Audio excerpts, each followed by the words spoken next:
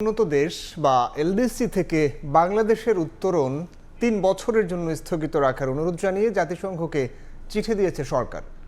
অর্থ মন্ত্রণালয়ের সূত্র জানিয়েছে, প্রধানমন্ত্রীর অনুমোদনের পর বুধবার অর্থনৈতিক সম্পর্ক বিভাগ থেকে চিঠিটি জাতিসংঘের কমিটি ফর ডেভেলপমেন্ট পলিসি বা ইউএনসিডিপিতে পাঠানো হয়েছে। চিঠিতে করোনা পরবর্তী বাংলাদেশের অর্থনৈতিক পুনরুদ্ধারের পরিকল্পনা বাস্তবায়নে বাধার কথা তুলে ধরা হয়। রুশ ইউক্রেন যুদ্ধের কারণে জ্বালানি ও নিত্যপণ্যের দাম বৃদ্ধি, বিশ্বব্যাপী মূল্যস্ফীতির চ্যালেঞ্জ ও বৈশ্বিক বাণিজ্যিক অনিশ্চয়তার কথাও তুলে ধরা হয়েছে। একই সঙ্গে বাংলাদেশের অভ্যন্তরীণ সংকট, বিনিয়োগ মন্দা, রাজস্ব আহরণ কমে যাওয়া সহ নানা সীমাবদ্ধতার কথাও উল্লেখ করা হয়। আগামী 23 থেকে 27 ফেব্রুয়ারি ইউএনসিডিপির প্ল্যানারি বৈঠকে বাংলাদেশের আবেদন পর্যালোচনা করা হবে বলেও জানানো হয়েছে। তৈরি পোশাকের দাম কমছে। ব্যবসায়ীদের দাবি, সবচেয়ে বড় রফতানি ইউরোপীয় ইউনিয়নের বাজারে বছর ব্যবধানে বাংলাদেশি পোশাকের ইউনিট প্রাইস গড়ে কমেছে প্রায় 4%। শুধু ডিসেম্বরে কমেছে 12%। চাহিদা মন্দায় মার্কিন শুল্কের প্রভাবে পড়তে হচ্ছে এমন চ্যালেঞ্জের মুখে। ভারত ভিয়েতনামের সঙ্গে ইইউর মুক্ত বাণিজ্য চুক্তি কার্যকর হলে চাপ আরও বাড়বে বলে মনে করেন অর্থনীতিবিদরা। MS আরিফিনের report. জুলাইয়ে প্রায় 25% প্রবৃদ্ধি নিয়ে অর্থবছর শুরু হলেও জানুয়ারি পর্যন্ত পরের 6 মাসের কোনোটিতেই বাড়েনি রপ্তানি আয়। এর কারণ, রপ্তানি বাজারে হোঁচট খেয়েছেন তৈরি পোশাক শিল্প মালিকরা। এর মধ্যেই আবার মরার ওপর খাড়ার ঘা হয়ে সামনে আসছে বাংলাদেশের সবচেয়ে বড় রপ্তানি গন্তব্য ইউরোপীয় ইউনিয়নের বাজারে পোশাকের ইউনিট প্রাইস কমার ক্ষতচিহ্ন। ইউরোপীয় ইউনিয়নের পরিসংখ্যান দপ্তর ইউরোস্টেটের তথ্য, বছর ব্যবধানে গড় দাম কমেছে 3.84%। সবশেষ ডিসেম্বরেই কমেছে 12%। চায়না এবং ইন্ডিয়ার কাছে প্রচুর তাদের র মেটেরিয়ালস এবং ব্যাকওয়ার্ড লিঙ্কেজ তাদের স্বয়ংসম্পূর্ণ। সো তারা যেই সস্তা দামে মার্কেট ধরার জন্য যেই গুডসটা আমরা হয়তো দিতাম $5, চায়না এটাই দিতে $4, বায়ার হয়তো কত কম দামে কিনতে পারে। তাহলে তারা মার্কেট ধরার জন্য, যেহেতু আমেরিকায় তারা বাড়ি খেয়ে গেল, তারা এই মার্কেটটা ধরার জন্য তাদের ইন্ডাস্ট্রি টিকে রেখেছে, তারা ইউরোপে কিন্তু প্রাইস কমাই অর্ডার নিয়ে দিল। ইউরোপে পোশাকের চাহিদা কমলেও মার্কিন শুল্কের চ্যালেঞ্জ মোকাবিলায় ইউরোপের বাজার দখলেই কোমর বেঁধে নেমেছে চীন, ভারতের মতো যুক্তরাষ্ট্র বিমুখ প্রতিযোগীরা, যা বাড়তি চাপে ফেলছে রপ্তানিকারকদের। ইউরোপের মার্কেটটা আমরা অনেকটা লস করে ফেলছি। এইটাকে আমাদের রিকভার করার জন্য আমরা অলরেডি সরকারের কাছে সাবসিডির জন্য আমরা এটা আবেদন আমরা করতেছি। 29 সালের নভেম্বরের মধ্যে আমরা যদি ফ্রি ট্রেড এগ্রিমেন্ট করে ফেলতে পারি, ইউরোপিয়ান ইউনিয়নের সাথে সবচেয়ে গুরুত্বপূর্ণ। এছাড়া অন্যান্য ব্লকে আমরা যদি করে ফেলতে পারি, তাহলে আমাদের ব্যবসা বাণিজ্য আমরা ইন্ডিয়ার সাথে এক পারে ব্যবসা করতে পারবো। ভারত ও ভিয়েতনামের মধ্যে মুক্ত বাণিজ্য চুক্তি কার্যকর হলে ইউরোপে বাংলাদেশের চাপ আরও বাড়বে, এমন আশঙ্কা থেকে অর্থনীতিবিদদের পরামর্শ, ট্রাম্পের যে কড়া নীতি ইউরোপের বাণিজ্য সম্প্রসারণের তাগিদকে উস্কে দিয়েছে, সেই সুযোগ লুফে নিতে হবে বাংলাদেশকেও। ইউরোপিয়ান ইউনিয়ন প্রেসিডেন্ট ট্রাম্পের পলিসির যে ফলে কিন্তু অনেকখানি কোণঠাসা হয়েছে। কাজে ইউরোপিয়ান ইউনিয়ন চাইবে বিশ্ব দরবারে তাদেরও যে একটা বড় ভূমিকা আছে, তারাও যে একটা বৃহৎ বাণিজ্য করে থাকে, সেই লেভারেজকে কাজে লাগিয়ে হয়তো আরও বাণিজ্য চুক্তি করতে। 2024-25 অর্থ বছরে প্রায় $40 বিলিয়ন তৈরি পোশাক রপ্তানি করেছে বাংলাদেশ, যার প্রায় অর্ধেকই গেছে ইউরোপের বাজারে। MS আরিফিন, সময় সংবাদ, ঢাকা। রাজধানীতে জমে উঠতে শুরু করেছে ঈদের কেনাকাটা। শেষ সময়ের ভিড় এড়াতে রমজানের শুরুর দিকেই কেনাকাটা সারছেন ক্রেতারা। সাপ্তাহিক ছুটির দিনে ভালো বিক্রির প্রত্যাশা দোকানীদের। বিপণী বিতানের পাশাপাশি ক্রেতার সমাগম বেড়েছে ফুটপাতেও। রমজান শুরুর মাত্র দুদিন হলেও এরই মধ্যে শুরু হয়েছে ঈদ কেনাকাটা। শুক্রবার রাজধানীর নিউ মার্কেট এলাকার বিপণী বিতানগুলো ঘুরে দেখা যায়, সকাল থেকে ঈদ কেনাকাটা করতে ভিড় জমিয়েছেন ক্রেতারা। আর শিশু অভিভাবকের চাহিদা মতো পণ্য সরবরাহে ব্যস্ত সময় পার করছেন দোকানিরাও। আম্মু, ফুপ্পি, আঙ্কেল, তারপর আমার ভাই বোন, ওদের সাথে এসেছি। আজকে শার্ট আর প্যান্ট কিনবো। আর বাবা তো চাকরি করে, সময় পায় না, শুধু শুক্রবার বন্ধ থাকে, এই জন্য আর কি শুক্রবারই আসা। ব্যস্ত নাগরিক জীবনে আগে ভাগেই মার্কেটে এসে দাম মান আর বৈচিত্র্যে সন্তুষ্ট ক্রেতারা জানান, শেষ সময়ের ভিড় এড়াতে শুরুর দিকে শপিং আসছেন তারা। পছন্দ মতো পোশাক চোখে পড়লে সারছেন কেনাকাটা। ভালো জিনিস পাওয়ার জন্য একটু আগে আসা, যানজট না হয়, আবার রোজার মধ্যে থাইকা পরবর্তী চাপ পড়ে যায়, মানুষের ভিজে ভিজে থাইকা যায়। রকমারি পণ্যের পসরা সাজিয়ে বসা বিক্রেতারা জানান, এবার শবে বরাতের পর থেকেই শুরু হয়েছে ঈদের বেচাকেনা। সকাল থেকে ভিড় জমাতে থাকেন ক্রেতারা, বিকেলে এ চাপ আরো বাড়ে। শবে বরাতের আগের থেকেই ঈদের কেনাকাটার জন্য কাস্টমার পাচ্ছি। ইম্পোর্টেড যেগুলো আছে সেগুলো প্রচুর পরিমাণে আমরা নিয়ে আসছি। তারপরে আমাদের এখানে লোকাল যেগুলো থাকে এগুলোর প্রচুর পরিমাণ কালেকশন এখানে আছে। ডিজাইনের উপর দামটা ভেরি করে আর কি, ঠিক আছে, তবে গত বছর তুলনায় এই বছর দাম একটু বেশি। যার যেটা পছন্দ হচ্ছে সে সেটাই নিচ্ছে। এদিকে মার্কেট বিপণী বিধানের পাশাপাশি ফুটপাতেও বেড়েছে ক্রেতাদের চাপ। ব্যস্ত সময় পার করছেন এখানকার দোকানিরাও। ফরহাদ রহমান, সময় সংবাদ, ঢাকা। নিয়োগপত্র প্রদান, মজুরি বোর্ড, সাপ্তাহিক ছুটি, কর্মঘণ্টা নির্ধারণ, ওভারটাইম দেয়া সহ 7 দফা দাবিতে সংবাদ সম্মেলন করেছে বাংলাদেশ দোকান কর্মচারী ফেডারেশন। রাজধানীর জাতীয় প্রেস ক্লাবে এই সংবাদ সম্মেলনের আয়োজন করা হয়। আইনগত অধিকার থাকলেও বেশিরভাগ দোকান, রিটেইল, শপিং মল ও চেইন শপ শ্রমিক কর্মচারীরা নিয়োগপত্র, ঈদ বোনাস, অতিরিক্ত কর্মঘণ্টার জন্য আলাদা মজুরিও না পাওয়ার অভিযোগ করে দোকান কর্মচারী ফেডারেশন এদিন দেশের 60 লাখ দোকান কর্মচারীর জন্য আলাদা মজুরি বোর্ড গঠনের দাবি জানায় সংস্থাটি।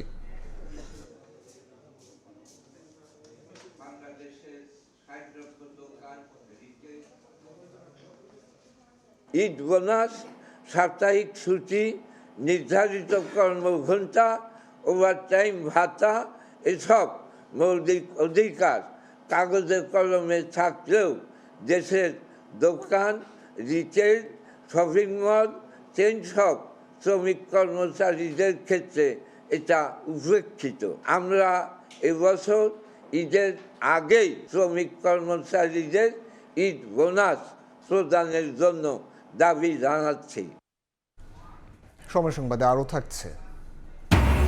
গাজীপুরের টঙ্গীতে হার্বাল ওষুধের দোকানে ইয়াবা কারখানার সন্ধান। কারিগর সাতক্ষীরার কেমিস্ট শিমুল। ডিএনসির গোয়েন্দা অভিযানে অভিযুক্ত কারবারি আটক। প্রস্তুতি শেষ করে অবশেষে 25 ফেব্রুয়ারি দর্শনার্থীদের জন্য খুলে দেওয়া হচ্ছে অমর একুশে বইমেলা। নির্বাচনের কারণে এবার দেরিতে শুরু হচ্ছে মেলা, চলবে 15 মার্চ পর্যন্ত। সময়ের সীমাবদ্ধতা থাকলেও বইপ্রেমীদের পদচারণায় মুখর হবে গোটা মেলা প্রাঙ্গণ, এমন প্রত্যাশা আয়োজকদের। শরীফ রুবেলের ক্যামেরায় আরও জানাচ্ছেন মাইমুনা হায়দার চৌধুরী। কাঠের ফ্রেমে হাতুড়ির শব্দ আর চারপাশে রঙের আঁচড় বলে দিচ্ছে আর মাত্র কয়েকদিনের অপেক্ষা। এরপরই শুরু হতে যাচ্ছে বাঙালির প্রাণের আবেগে পূর্ণ অমর একুশে বইমেলা। নির্বাচনের কারণে প্রায় 1 মাস পিছিয়ে 25 ফেব্রুয়ারি থেকে শুরু হচ্ছে এবারের বইমেলা। বাংলা একাডেমি ও সোহরাওয়ার্দী উদ্যান জুড়ে চলছে তাই শেষ মুহূর্তের প্রস্তুতি। অনেক দোকান আসছে, আরও আশা করি আসবে আজকে। এরপরে 3টার পরে মনে হয় আজকে আরও 400 স্টল নটারি করে নাম্বার দিতে পারে, ওগুলোর আমরা কাজ করতে পারবো। আগে তো বেশি স্টল আসলে এবার একটু কম হয়েছে, কিছু কিছু লোক আসে নাই। আর আগের মতনই কাজ চলতেছে, 2-1 দিনের মধ্যে শেষ হয়ে যাবে আমাদের কাজ। জি, আমরা 1 সপ্তাহ ধরে কাজ করতেছি এখানে, আরও 4-5 দিন লাগবে শেষ করতে। প্রতিবারই বইমেলায় কাজ করি, আশা করেছে এবার কাজ কম। আয়োজক আর প্রকাশকদের দ্বিমুখী অবস্থানে মেলা আয়োজন নিয়ে অনিশ্চয়তা তৈরি হলেও স্টল ফি মওকুফের ঘোষণায় স্বস্তিতে প্রকাশক এবং স্টল মালিকরা। প্রত্যাশা এবারের বইমেলাও জমে উঠবে লেখক পাঠকের সমারোহে। আমরা আগে থেকেই প্রস্তুতি নিয়ে রেখেছিলাম এবং সেই প্রস্তুতিটাকেই আমরা মেনটেন করছি। তবে যেহেতু এবার রমজান আসছে, এবার নির্বাচনের একটা বিষয় ছিল, তো এই বিষয়টা নিয়ে সবাই একটু মিসম্যানেজমেন্টের মধ্যে আছে। তবে আশা করি যে সময় আছে, এর মধ্যে ইনশাল্লাহ সবকিছু সুবিধা মতো করা সম্ভব হবে। সমস্ত স্টল ভাড়া মওকুফ করেছে, এটা একটা চমৎকার একটা উদ্যোগ। আমি মনে করি যে এই রমজানে ততটা হবে না, সমস্যা হবে না, যেহেতু আমাদের এর আগে আমাদের যে সময়সূচি ছিল তার থেকে একটু বাড়াইছে, 9টা পর্যন্ত করেছে। অসময় একটু ছিল, কিন্তু আবার একটা গুমট ওয়েদার থেকে আমরা বেরোয় এসেছি না, এখন আবার অসময়টা আমাদের ফিল হচ্ছে না। আর এরপরে হলে আবার তো বৃষ্টি বাদল সবকিছু মিলে আর হবেই না। শুধু প্রকাশক নন, বইপ্রেমীরাও অপেক্ষায় বাঙালির সংস্কৃতি, সাহিত্য ও চেতনার অন্যতম বড় মিলন মেলার জন্যে। সকল অনিশ্চয়তার মেঘ সরিয়ে অবশেষে পর্দা উঠতে যাচ্ছে এবারের অমর একুশে বইমেলার। তবে একদিকে রমজান আর অন্যদিকে শিক্ষা প্রতিষ্ঠান বন্ধ থাকায় ঠিক কতটা প্রাণচাঞ্চল্যে মুখর হবে এবারের বইমেলা, সেই প্রশ্নই এখন সবার মনে। মাইমুনা হায়দার চৌধুরী, সময় সংবাদ, ঢাকা। একদিনে সড়কে ছড়ল 7 প্রাণ। নোয়াখালী, জামালপুর ও দিনাজপুরে নিহত হয়েছেন 5 জন। মাগুরায় ট্রাক নিয়ন্ত্রণ হারিয়ে পুকুরের পাশে উল্টে নিহত হন চালক। এছাড়া বগুড়ায় বাস চাপায় গুরুতর আহত এক গৃহবধূর মৃত্যু হয়। তার মরদেহ নিয়ে ঢাকা রংপুর মহাসড়ক অবরোধ করেন এলাকাবাসী। প্রতিদিনই দেশের বিভিন্ন মহাসড়ক ও আঞ্চলিক সড়কে ঝরছে প্রাণ। শুক্রবার দেশের বিভিন্ন স্থানে সড়ক দুর্ঘটনায় প্রাণ হারিয়েছেন কয়েকজন। জুমার নামাজের সময় জামালপুর শেরপুর সেতু এলাকায় চেকপোস্টে একটি ট্রাককে দাঁড়াতে বলে পুলিশ। এ সময় পেছনে থাকা মোটরসাইকেল বের হয়ে যাওয়ার চেষ্টা করে। এ সময় অপর দিক থেকে আসা আরেকটি ট্রাক মোটরসাইকেলটিকে চাপা দিলে ঘটনাস্থলেই নিহত হন মোটরসাইকেল আরোহী বাবা ছেলে। বেঁচে যায় সঙ্গে থাকা আরেক শিশু। ঘটনার পর সড়ক অবরোধ করে বিক্ষুব্ধ জনতা। যে ট্রাকটা অ্যাক্সিডেন্টে চাপা দিয়েছে গেল, এটা খায় পুলিশে ছাড়া দিচ্ছে, এটা আমাদের চোখে দেখা। মারা গেছে দুইজন, বাচ্চাটা যে আপনার অ্যাক্সিডেন্ট হয়ে পড়ে আছে, পুলিশ আপনার ধরাবাদ দিয়ে ভিডিও করতেছে। নোয়াখালীর কবিরহাটে মোটরসাইকেলে দুই ছেলেকে নিয়ে যাচ্ছিলেন এক সার ব্যবসায়ী। পথে তেলবাহী লরির চাপায় মর্মান্তিক মৃত্যু হয় ওই ব্যবসায়ীর। গুরুতর আহত হয় তার দুই ছেলে। দিনাজপুরের বিরামপুরে ট্রাক মোটরসাইকেল মুখোমুখি সংঘর্ষে মোটরসাইকেল আরোহী সহ দুজন নিহত হন। এদিকে মাগুরায় ট্রাক নিয়ন্ত্রণ হারিয়ে রাস্তার পাশে পুকুরে পড়ে নিহত হন চালক। গাড়ির চালক আমাদের হেফাজতে আছে, গাড়ি তো আছে রাস্তায়, দেখতে পাচ্ছেন আইনগত ব্যবস্থা প্রক্রিয়াধীন আছে।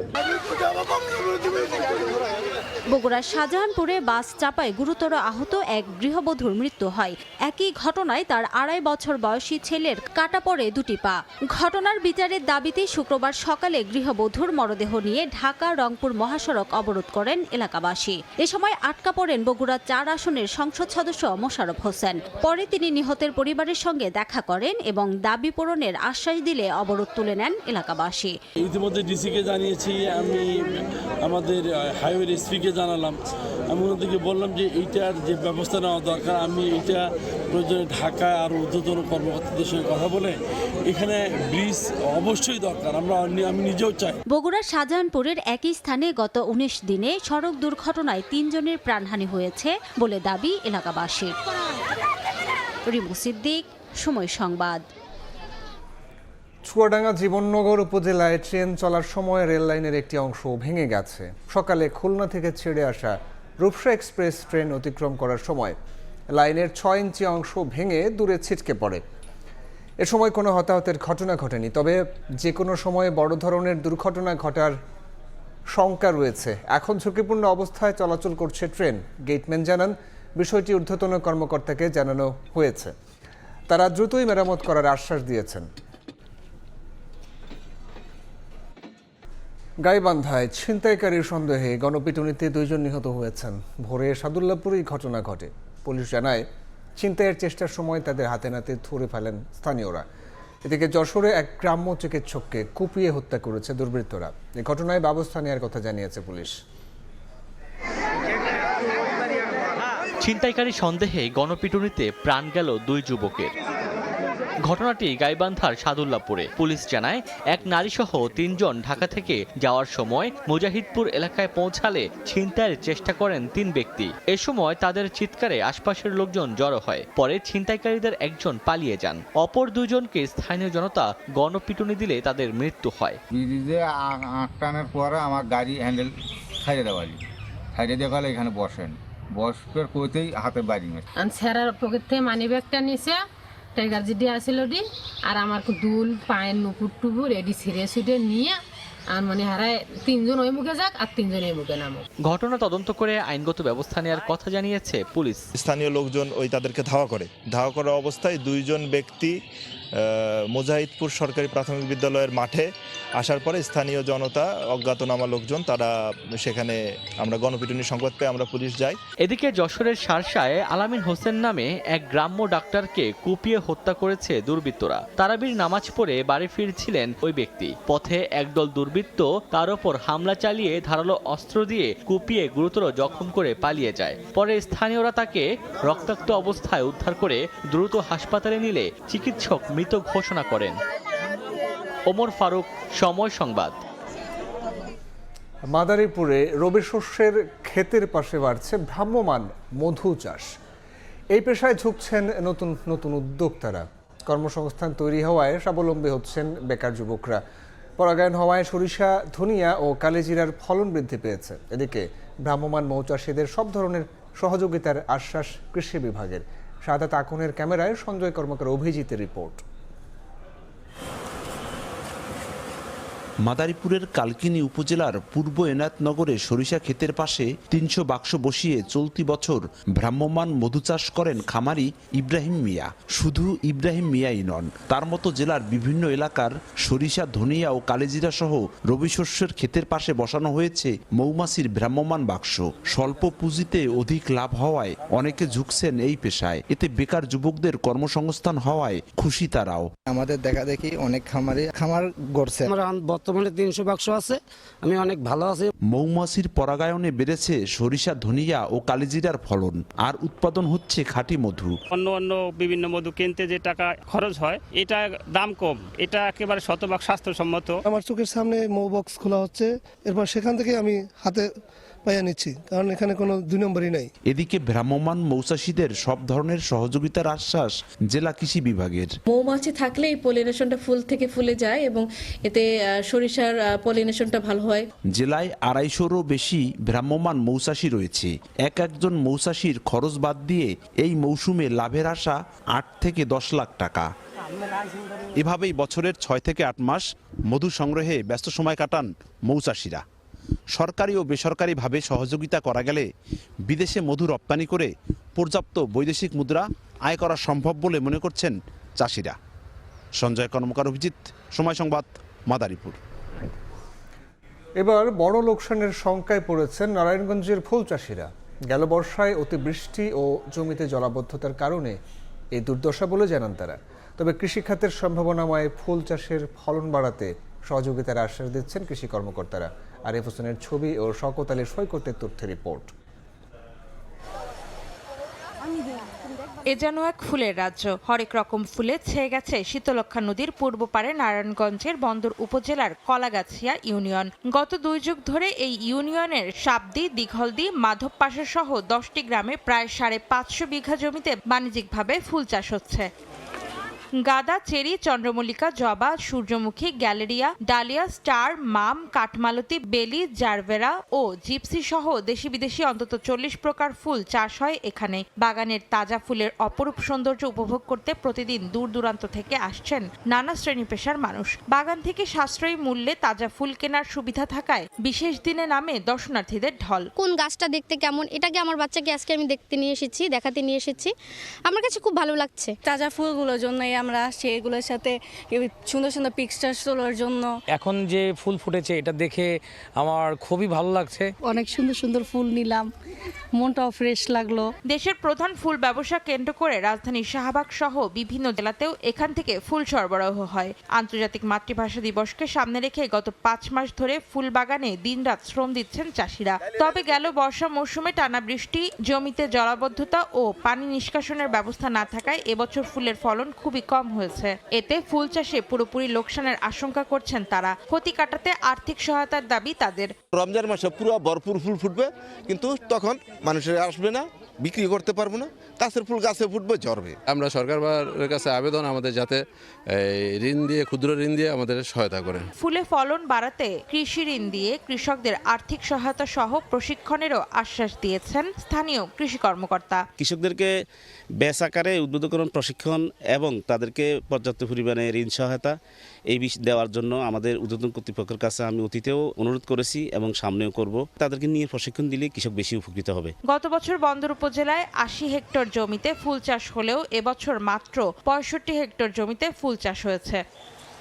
সময় সংবাদ, নারায়ণগঞ্জ। সময় সংবাদ। দেশের বাইরের খবর। 10 দিনের মধ্যে পরমাণু চুক্তি না করলে ইরানে হামলা চালাবে যুক্তরাষ্ট্র। ওয়াশিংটনে বোর্ড অব পিসের সভায় এমন হুঁশিয়ারি দিয়েছেন মার্কিন প্রেসিডেন্ট ডোনাল্ড ট্রাম্প। এমন পরিস্থিতিতে নিজেদের সংবেদনশীল সামরিক স্থাপনায় কংক্রিটের সুরক্ষা বলয় তৈরি করছে ইরান। ইরান ও যুক্তরাষ্ট্রের মধ্যে উত্তেজনা দিন দিন আরও তীব্র হচ্ছে। আলোচনার মাধ্যমে সমঝোতার চাপ দেওয়ার সঙ্গে সঙ্গে মধ্যপ্রাচ্যে বিমান ও নৌবাহিনীর উপস্থিতি উল্লেখযোগ্যভাবে বাড়াচ্ছে যুক্তরাষ্ট্র। একইভাবে চীন ও রাশিয়াকে সঙ্গে নিয়ে ওমান সাগর ও ভারত মহাসাগরে যৌথ নৌমহড়া চালাচ্ছে ইরান। এমনকি হরমুজ প্রণালী বন্ধ করে মহড়া চালিয়েছে IRGCও। এর মধ্যেই ইরানের সামরিক হামলা চালানো হবে কিনা সে সিদ্ধান্ত আগামী 10 দিনের মধ্যেই জানা যেতে যেতে পারে বলে মন্তব্য করেছেন মার্কিন প্রেসিডেন্ট ডোনাল্ড ট্রাম্প। ওয়াশিংটন ডিসিতে বোর্ড অব পিসের উদ্বোধনী সভায় ইরানকে সতর্ক করে পরমাণু চুক্তি না হলে খারাপ কিছু ঘটতে পারে বলেও হুঁশিয়ারি দেন তিনি। সভায় একইভাবে ইরানকে হুঁশিয়ারি দেন ইসরায়েলি প্রধানমন্ত্রী বিনিয়ামিন নেতানিয়াহু। ইরান যুক্তরাষ্ট্র উত্তেজনার মধ্যে সামরিক প্রস্তুতিরও ইঙ্গিত পাওয়া যাচ্ছে। স্যাটেলাইট চিত্রে দেখা গেছে তেহরান থেকে প্রায় 30 কিলোমিটার দূরের সংবেদনশীল পার্চেন সামরিক স্থাপনার উপর কংক্রিটের শক্ত ঢাল তৈরি করেছে ইরান। ধারণা করা হচ্ছে আকাশপথে হামলা ঠেকাতে এটি করা হয়েছে। ছবিতে আরও দেখা যায় ইসরায়েলি হামলায় ক্ষতিগ্রস্ত ভবন পুনর্নির্মাণের পর মাটি ও কংক্রিট দিয়ে ঢেকে ফেলা হয়েছে। এছাড়া পারমাণবিক স্থাপনাগুলোর কাছেও প্রতিরক্ষা জোরদার করেছে ইরান। এ অবস্থায় ইরান ইস্যুতে সামরিক উত্তেজনা বাড়লে মধ্যপ্রাচ্যে ভয়াবহ পরিণতি হতে পারে বলে সতর্ক করেছে ইউরোপীয় ইউনিয়ন। ইউরোপীয় কমিশনের মুখপাত্র আনোয়ার এল আনৌনি বলেছেন, ইরানের পারমাণবিক কর্মসূচি ঘিরে যে কোনো সামরিক উত্তেজনা মধ্যপ্রাচ্যের স্থিতিশীলতার জন্য গুরুতর ঝুঁকি তৈরি করবে। এ সময় সব পক্ষকে সংযম ও আন্তর্জাতিক আইন মেনে চলার আহ্বান জানান তিনি। এদিকে মধ্যপ্রাচ্যে ক্রমবর্ধমান উত্তেজনার কারণে ইরাকের উত্তরাঞ্চলের এরবিল ঘাঁটি থেকে কিছু সদস্যকে সরিয়ে নিয়েছে জার্মানি। বৃহস্পতিবার দেশটির প্রতিরক্ষা মন্ত্রণালয়ের এক বিবৃতিতে একথা জানানো হয়। নাসরিন রুমি, সময় সংবাদ। তুষার ঝড়ে বিপর্যস্ত যুক্তরাষ্ট্র, জাপান, ইতালি ও রাশিয়ার বিস্তীর্ণ অঞ্চল। ক্যালিফোর্নিয়ার সিয়েরা নেভাডা পর্বতমালার সামনে তীব্র তুষারপাতে যান চলাচল ব্যাহত হয়েছে। জাপানের উত্তর পূর্বাঞ্চলে সড়কে জমেছে 7 ফুট উঁচু বরফের স্তূপ। বন্ধ 3 শতাধিক শিক্ষা প্রতিষ্ঠান।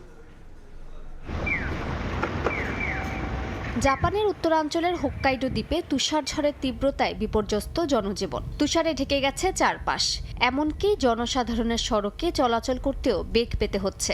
রাস্তায় জমে আছে 7 ফিট উঁচু বরফের স্তূপ।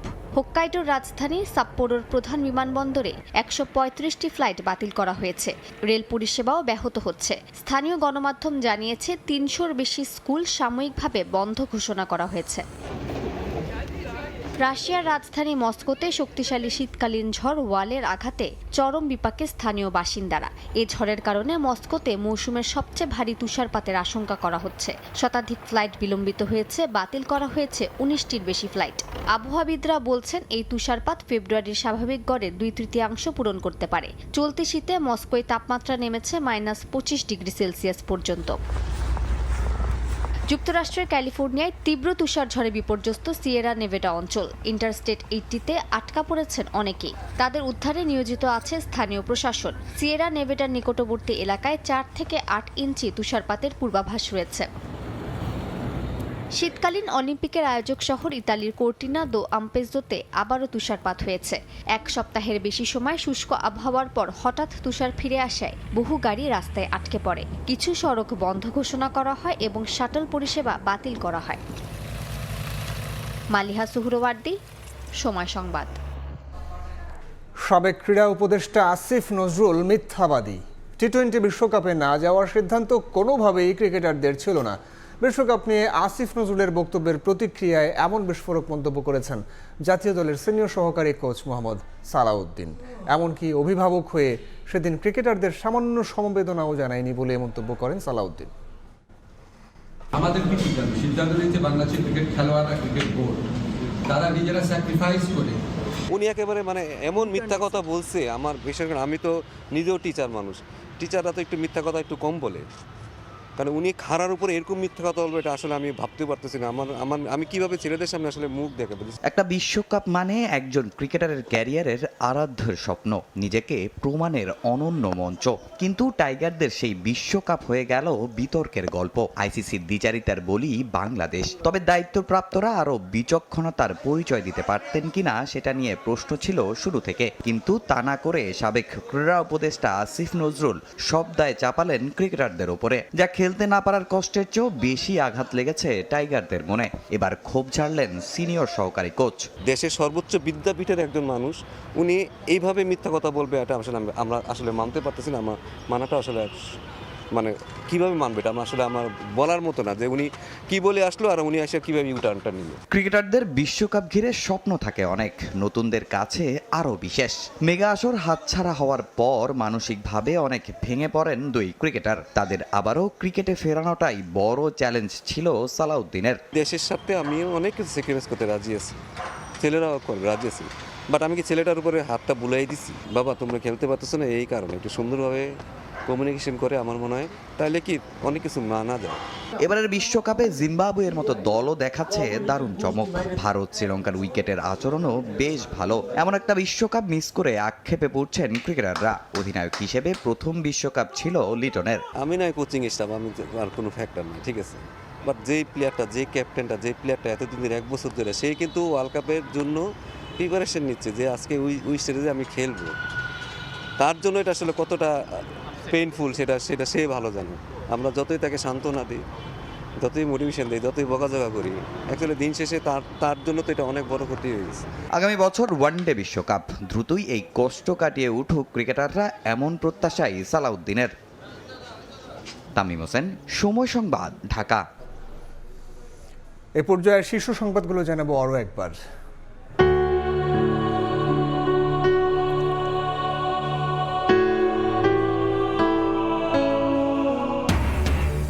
রংতুলির আঁচড়ে নবরূপে গৌরবের স্মারক, ভাষা শহীদদের স্মরণে প্রস্তুত কেন্দ্রীয় শহীদ মিনার। নিরাপত্তা জোরদার, প্রথম প্রহরে ফুল দেবেন রাষ্ট্রপতি ও প্রধানমন্ত্রী। রমজানের প্রথম শুক্রবারে বাজারে উত্তাপ, চাহিদা বাড়ার সুযোগে বেগুন, শশা, লেবু, মরিচের দামে হরিলুট। আমদানি বাড়লেও খাতুনগঞ্জে নানা কৌশলে দাম বাড়ানোর পায়তারা। এবং নিজ নিজ জেলায় ফুলেল শুভেচ্ছায় সিক্ত মন্ত্রী প্রতিমন্ত্রীরা। দুর্নীতি ও চাঁদাবাজির বিরুদ্ধে কঠোর ব্যবস্থার হুঁশিয়ারি, মাদক ও কিশোর গ্যাং নির্মূলের ঘোষণা।